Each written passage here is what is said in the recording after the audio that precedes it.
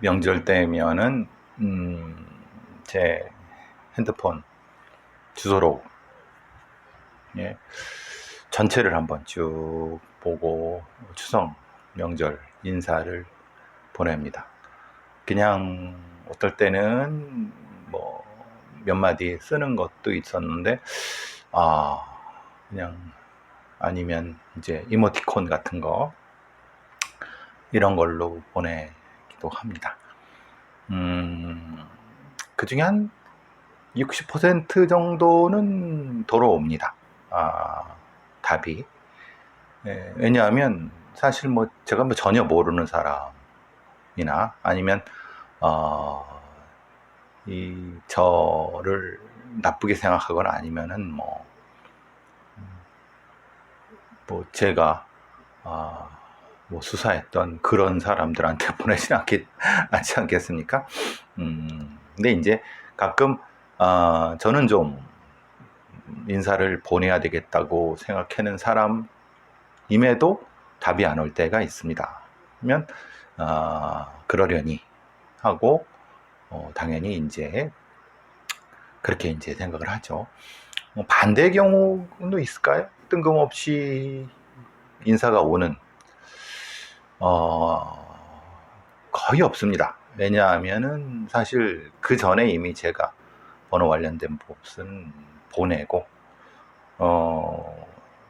그리고 실제로 이제 저한테 이렇게 보낼 수 있는 사람한테 미리 보내기 때문에 가끔 한두 사람이 있습니다만은 이제 보통 그런 경우는 이제 전체 톡으로 쭉 아니면 문자로 보내는 경우 이런 경우겠죠. 어쨌든 그 명절을 맞이해서 인사하고 인사받는 그런 게 좀 불편한 경우도 있지만은 반대로 또 그것도 또 살아가는 어떤 것이니까 그러려니 합니다. 혹시 제가 톡이나 아니면 문자로 인사를 못 보냈는데 서운한 사람 분들이 이 동영상을 에피를 보고 계시다면 제가 정중하게 사과드리도록 하겠습니다.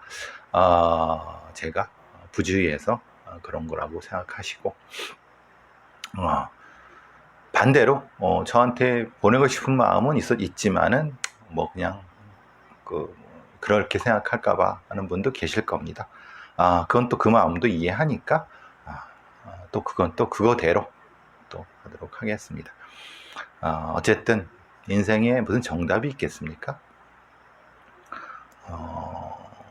사실 요 추석 명절에 그냥 방콕하면서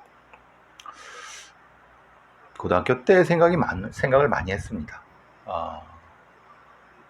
처음에 이제 파일럿 공사 가고 싶었던 생각, 그것이 좌절되고 또 뭐 육상 아니면 또 뭐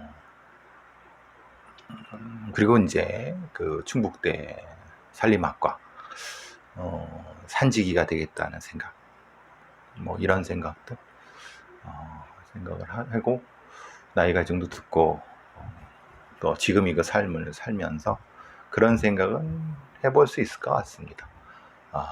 이제 제가 뭐 어찌됐건 거주를 옮겨야 되는 상황이고 집을 또 팔아야 되는 상황이면 그냥 아예 이참에 그 서울에는 그냥 일하러 잠깐 있고 조금 호젓한 곳으로 가서 그런 다시 공부를 하는 것도 그런 생각도 해보긴 해봤습니다. 조금 더 깊이 생각을 해봐야 될 것 같은데 제가 나무를 워낙 좋아해서 꽃나무 이런 것들을 동물들은 별로 좋아하지 않는데 어쨌든 그건 또 그 얘기고 다시 말씀드리지만 안전한 귀경, 편안한 귀경, 그리고 헤어질 때 싸우지 말고 헤어지시기 바랍니다. 그 얘기를 말씀드리는 거는 이런 겁니다. 뭐 커뮤니티에 그런 이렇게 나왔다고 합니다. 자동차 관련 커뮤니티에. 그러니까 딸, 아들, 딸 이렇게 됐는데 이 아버지가 혼자 사시던 곳에 오빠죠, 오빠. 이 사람은 세 번째니까.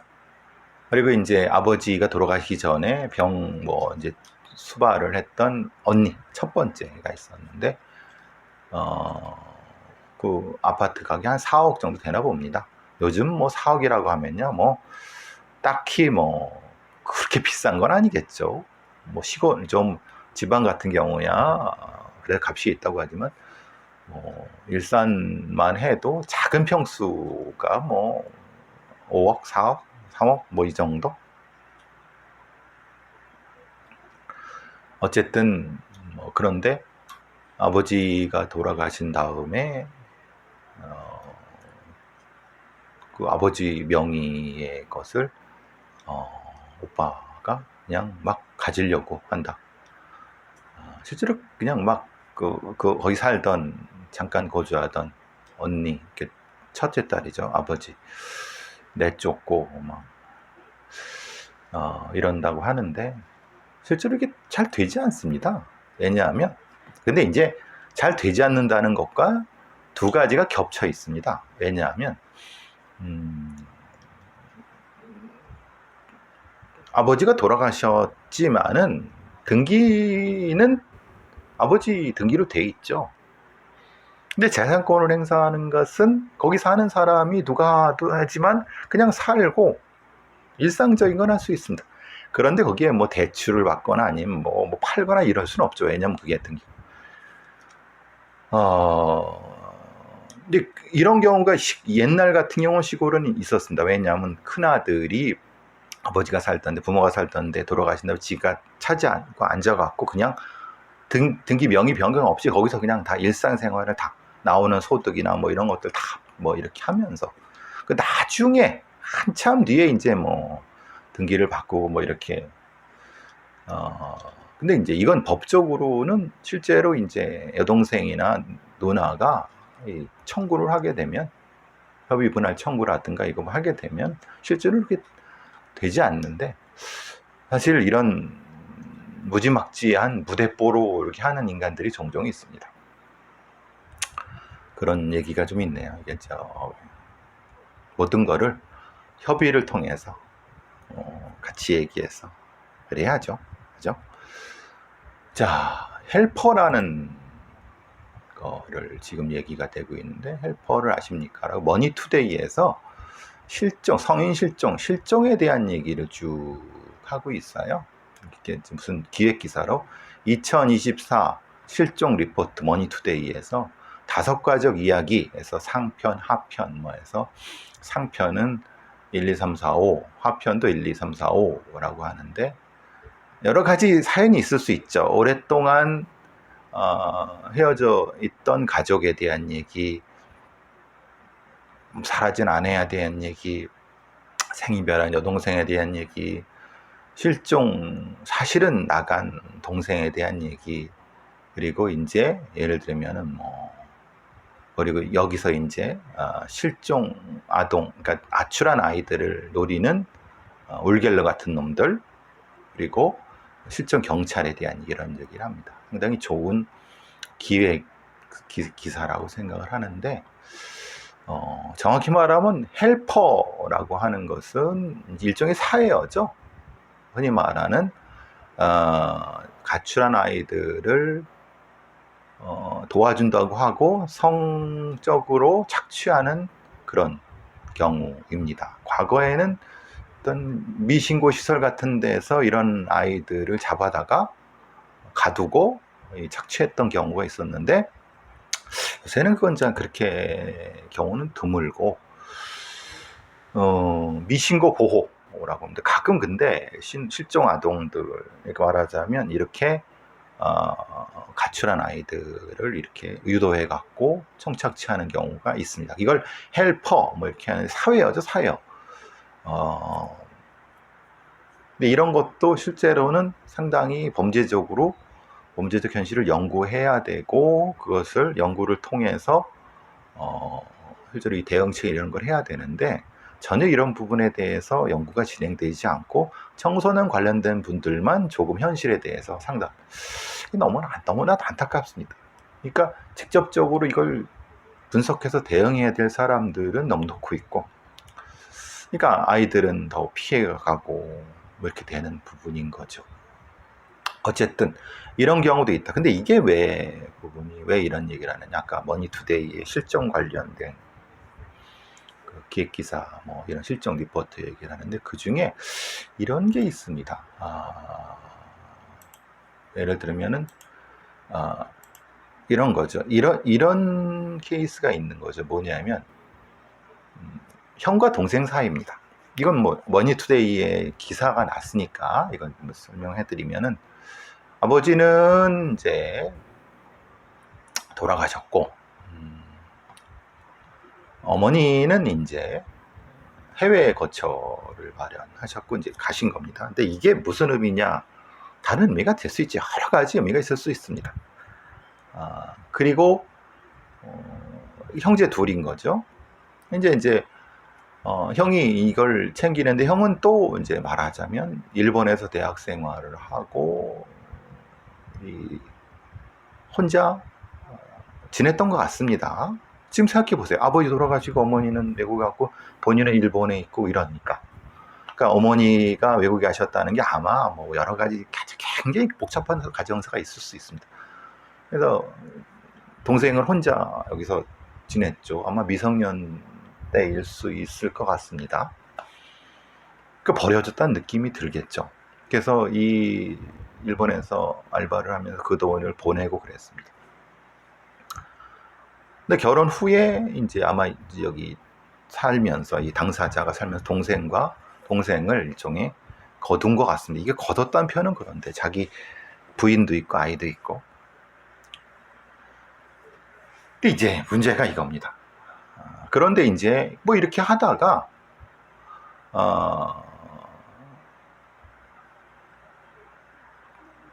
동생이 지갑하고 휴대전화를 두고 나간 겁니다. 행방불명이죠. 찾겠다고 하고 실종 신고를 하고 이제 겨우 이제 경찰관에 돈을 받아서 찾았는데 안 들어가겠다고 하는 거예요. 이게 전적으로 이제 말하자면 이 형의 입장입니다. 형의 입장에서 형한테 의지하면 되는데 혼날 것 같고 말을 안 한 것 같고 뭐 이런 얘기가 들고, 가족이니까 동생 생사라도 알고 싶고, 그래서 찾았는데 어디서 노숙하고 있는 거예요. 영등포역 앞에서 경찰이 어렵게 찾은 거죠.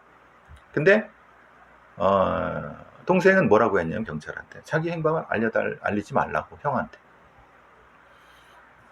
이게 무슨, 형은 그런 얘기를 한 거예요. 돌아올 곳이 있다는 것만 기억해 달라고 그 경찰을 통해서 얘기한 거죠. 경찰은 실제로는 알려줄 수 없죠. 동생이 어디 노숙하고 있습니다, 아니면 뭐 사실 노숙하고 있다라는 것조차 정도도 알려주면 안 됩니다. 찾았습니다, 근데 만나고 싶어 하지 않습니다 라는 정도만. 노숙하고 있다면 쫓아가서 찾을 수도 있으니까. 이게 무슨 상황일까요?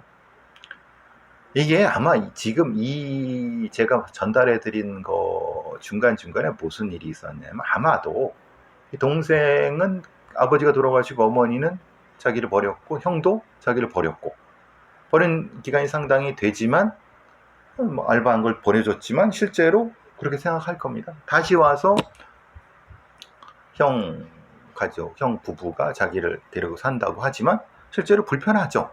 다 큰 뭐 자기 가족이 있고, 이른바 끼어 사는, 기생하고 있다는 느낌, 더부살이 한다는 느낌. 그러니까 당연히 이 동생은 성인이 됐고, 사실 그러니까. 근데 왜 그랬을까요? 이게 사실은 이런 경우는 가족마다 굉장히 사연이 다양합니다. 그러니까 이런 경우에 동생이 장애가 있거나 아니면 어떤 특정한 형태가 아니면 사실은 형의 생각으로는 가족이니까 동생의 생사를 알아야 되겠지 않겠다고 생각하면 자기 생각입니다. 동생의 입장에선 버려졌다고 생각하고 형도 싫은 거죠. 어머니도 싫은 거고 또 형수도 싫은 거고. 싫지 않을 수도 있습니다. 근데 별 생각이 없는, 그러니까 이걸 굳이 경찰이 찾아줘야 되느냐? 찾아줄 필요 없죠. 동생이, 형의 입장에선 그래도 뭔가 걸리는 게 있고, 걸린다는 게 이제 도덕적으로 내가 돌봐야 되는데, 근데 그럴 생각 할 필요 없습니다. 왜냐? 다 성인이고, 본인의 운명은 본인의 인생이죠. 동생이. 그러니까 사실은 서울의 한 다리 밑에 있어라고 해도 안 되죠, 사실은. 경찰이, 찾은 경찰이. 찾아다니는데, 우연히 30개 다리에 찾아다가 노숙할 수 있는 데는 정해져 있습니다. 가서 찾다가 그 동생을 만났는데 동생은 보기 싫은 거예요. 그럼 다른 데 가야 돼. 다른 데 가다 어디 갑니까? 노숙도 못하고. 그러다가 안 좋은 일 당하면. 그러니까 제가 이제 실종에 대해서도 뉴스레터 K에서 여러 가지 또 방송도 했고 그랬지만은, 그래서 성인 실종이라는 게, 정확히 말하면 성인 가출이라는 게 사실은 되게 어려운 겁니다. 왜냐? 본인이 인간 증발, 본인이 다양한 이유 때문에 그냥 나갈 수도 있는 거예요. 근데 다른 가족은 그게 자기 탓이라고 생각해서 뭔가 찾아야 되겠다는 생각을 하지만, 실제로 찾아오면 굉장히 불편해하고 또 싸움을 할 수 있습니다. 그러니까 어느 시간 되면 동생도 생각이 바뀌고 그러면 그때 찾게 되면 찾는 거지, 굳이 이건 아니라는 거예요. 그러니까 성인 실종에서 굉장히 이런 부분들이 이제 이런 거죠. 제가 늘 말씀드리는 겁니다. 저도 경찰에 있을 때 누굴 찾아달라고, 자기 딸을 찾아달라고 막 그 사정하는 경우 있어서 어떻게 해서 찾았습니다. 근데 그 딸은 그 부모가 사실은 뭐냐면 나쁜 놈들이었던 거죠. 연놈들이었던 거죠. 실제로는 뭐냐, 입양 키우는데 입양 기록이 없을 수 있는 겁니다. 왜냐하면 옛날에는 그냥 사온 거죠, 사실은. 그래서 일종의 그 장난감 취급을 한 거죠. 이게 알죠. 그러니까 그냥 나간 겁니다. 이게 못 찾게 하려고 그냥 두고 나간 거예요. 근데 이걸 성인 실종이라고 해서 찾아달라고 했지만 사실은 찾아주면 안 됐던 거예요. 그러니까 사실 저도 깜짝 놀랐죠. 근데 찾아준 건 아니고, 찾은 건 아니고 이제 찾을 수 있게 되는 상황이에요. 벌써 몇 년, 15년, 20년 정도 전이니까. 결과적으로 이제 헤어진, 다시 또 그러니까 따로 사는 겁니다. 그게 난 거예요. 그러니까 사정을 모르잖아요. 내가 저 가족이 이렇게 입양돼가 기록이 있습니까? 아무리 얘기해도 뭐 자기가 귀한 딸이다, 막 뭐 귀하게 했다, 이걸 다 일일이 확인해 갖고 진짜 그게만 확인 어떻게 합니까? 이거 수사를 합니까? 그러니까 이게 어려운 거예요. 그러니까 예를 들면 이런 거죠. 분명히 저는 이제 이런 부분, 예를 들면은 이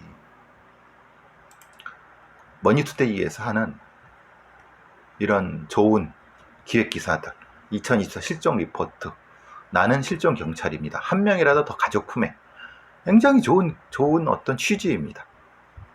그런데 그리고 실종 어르신을 보호자한테 인계할 때, 그리고 청소년이 나갔다가 그 아이가 이제 일종의 선도 개념으로 애들 데려가다가 집에 데려왔을 때 좋은 어떤 성과들 좋습니다. 그런데 이거를 개인의 어떤 좋은 어떤 선의로만 성인 실종을 할 수는 없는 건 아닙니다.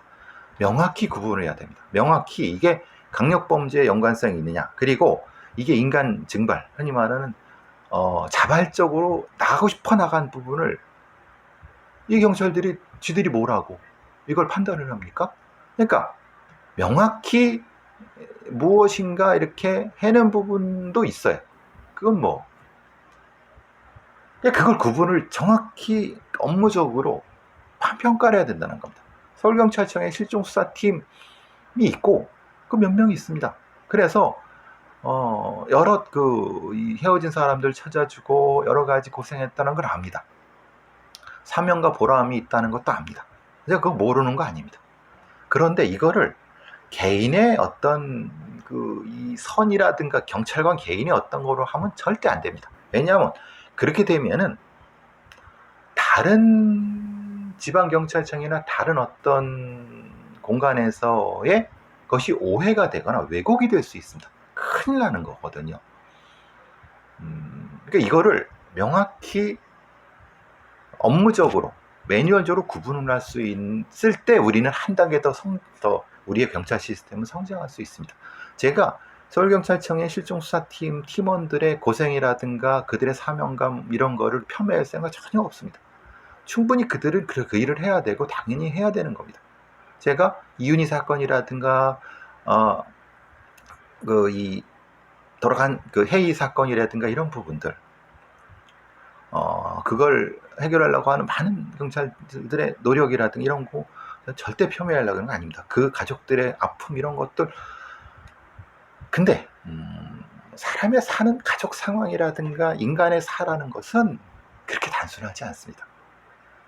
그러니까 이것을 비교적 좀 더 과학적으로 조금 더 시스템적으로 구분하고 인력을 투입하고 그럴 때 더 쉽게 아니면 더 효과적으로 실종을 해결할 수 있을 겁니다. 그러니까 실종은 찾는 것만이 아닙니다. 해결하는 겁니다. 해결한다는 것은 정확히 말하면 해결을 도움을 주는 거죠. 가족관계가 왜 그렇게 됐는가? 어떤 강력 사건의 활리건 당연히 수사가 되는 거 이건 별개고 나머지 가족관계 내에서 이런 일이 왜 발생했는가에 대한 걸 해결을 주는 거지 단지 찾는다는 것은 경찰력. 그러니까 이건 경찰이라고 하는 것만이 할 수 있는 게 아니라는 거예요. 그게 사실은 쉽지 않은데 다시 말씀드리면 머니투데이의 이 기회를 제가 절대 폄훼할 생각 없고 서울경찰청 실종수사팀의 노력을 폄훼할 수 전혀 없습니다. 그렇지만은 우리가 왜 시스템적으로 이걸 해결하려고 하는가에 대한 것도 분명히 알아줘야 된다. 그 말씀을 잠깐 드리고요. 아동 성착취물 범죄자가 3년 7개월과 4,000명이었다. 구속은 결국 6%였다. 즉 아동 성착취물, 소위 말하는 트레이너나 트래블러에 대한 정확한 범죄적인 분석 평가가 없었기 때문에 이런 문제가 생기는 거다. 다시 이 말씀을 또 한 번 드리고 이게 제가 낮기 때문에 다시 말씀을 드립니다. 뭐 이걸 굳이 제가 말씀을 드리려고 한 건 아니고 그 전에 1년 만에 짐 싸는 아동학대 전담 공무원 평균 근속 14.9개월. 그러니까 분명히 아동학대 전담 공무원이라는 것이 있습니다. 말하자면은 이 각 지자체 같은 데에 아동학대를 전담하는 이게 말하자면 미국 같은 경우는 아동국이죠. 아동보호국. 미국의 아동보호국 뉴욕경찰의 기본 아동보호국 직원이 와갖고 경찰이랑 아동학대 한 다음에 바로 그냥 체포해가고 막 그럽니다. 엄청나게 중요한 역할을 하는데 그 사람들은 그만큼 전문성이 있고 그만큼 어떤 그 보직이나 아니면 그것이 보장이 되는데 우리는 일반직으로서 순환합니다. 그러니까 별정직이 아닌 거예요. 그러니까 갓 1년 하고 딴 데 가고 그러니까 전문성이 있을 수가 없죠. 근속기간은 또 제주도는 1년 미만이에요. 세종은 9개월밖에 안 됩니다. 9.2개월. 경북은 그나마 난 18개월, 1년 반이죠. 지자체별 아동학대 전담 공무원 평균 근속 건수가 서울은 17개월. 그리고 강원도 17개월. 많은 게 경북이 1년 반. 왜 그럴까? 높은 업무 강도로 깊이 직군. 그런데 그냥 그만큼 중요하죠. 그러니까 대충 때우다가 나가거나 아니면 그거 때우다 나가거나. 그러니까 아동학대 의심 사례가 굉장히 5년새 24%로서 한 4만 5천 건이나 근데 학대 판전 건수는 70%에서 56% 떨어지고 있다. 그러니까 전문성이 없기 때문에 이걸 판단을 제대로 못하는 거예요. 판단하려다 딴 데 가고 딴 데 가고. 제가 미국 같은 아동보호국 정도의 전문성은 원하지 않습니다. 그걸 경찰에 주는 것도 말이 안 돼요. 경찰도 아니고 아동보호국도 아닌 애매한 상태에서 우리나라의 아동학대 부분은 전문성 없이 표류하고 있다. 이걸 어떻게 하느냐. 그러면 아동보호국은 일반 별정직으로 특사경 같은 걸 운영을 해야 된다. 거기는 거기 나름대로의 어떤 보수구조라든가 그러니까 현대사회의 어떤 지방행정이라든가 이런 것들은 이런 특별한 행정들이 많이 특사경 같은 사법권을 일정 정도의 사법권을 가지고 있는 상당히 많이 늘어나고 있다. 일반 경찰이 못하고 일반 행정공무들이 못하는 우리나라의 일반 경찰, 일반 행정공무 시스템은 빠르게 바뀌어야 된다. 전문 공무원 시스템. 근데 왜 전문 공무원 시스템을 안 하려고 하느냐?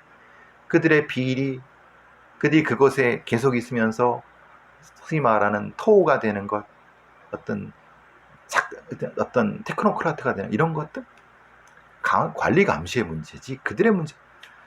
제가 그 마약관리청 수사청 얘기했을 때 저랑 같이 나온 의사라는 그런 사람이 하는 게 뭐 그건 뭐 저기 이 일반 공무원들이 다 순환된 일, 말 같지도 않은 소리를 떠들고 있어갖고 저자가 진짜 그 이 마약에 대한 기술적인 건 알아도 이 수사라든 관리 시스템은 한심하다 이런 생각이 들었는데, 우리 어떤 이런 어떤 범죄나 준범죄적인 상황을 행정 시스템이 관할하고 관리하고 하는 데 있어서의 지금의 새로운 어떤 포인트를 분명히 선진 외국이건 어디서든 좀 배워서 바꿔나가야 되는데 전혀 그게 안 되니까 겉돌고 있는 거예요. 그러니까 문제는 발생하는데 해결할 수가 없어서 그냥 복지부동, 이 상황이 유지가 된다는 거죠. 그게 문제라는 겁니다. 그게 지금 상태에서 아동학대 전담 공무원이 이렇게 1년만 하고 딴 데로 이게 무슨 경찰도 마찬가지라는 거예요. 경찰도 전문성 없이 잠깐 하다가 딴 데 가고 전문적으로 하는 애들은 승진도 못하고 거기 주저앉고 이런 비슷한 게 반복된다는 거죠. 안타까운 부분 때문에 그런 말씀 드렸습니다. 파키스탄에서 온 이주노동자 칸 모바실이라는 42살 난 사람, 광어 양식장에서 포르말린을 손으로 뿌리다가 10년 만에 백혈병이 걸렸습니다. 포르말린이 얼마나 위험한 화학물질인지 아십니까? 근데 외국인 노동자라고 그냥 맨손으로, 이건 진짜 죽으라는 거죠. 몸이 97kg에 183이었던 체격이 이게 완전히 이건 너무한. 외국인 노동자를 우리가 이렇게 다룰 때 우리도 할 수가 없습니다, 사실은. 이제 이 비자가 만료돼서 돌아가야 되고 막 그런데 여기 계속 그 일을 계속 하는 거죠. 포르말린은 손으로 뿌리는. 외국인 노동자랑 우리는 이제 같이 살아야 되는 시대입니다. 너무 안타깝죠.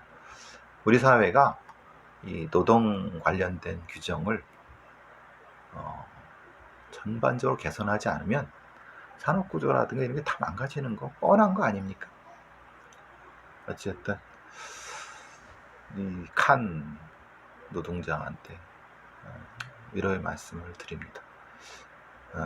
후진적인 대한민국의 노동 시스템이 참 여기만 그렇겠습니까마는 참 안타까운 부분이 있습니다.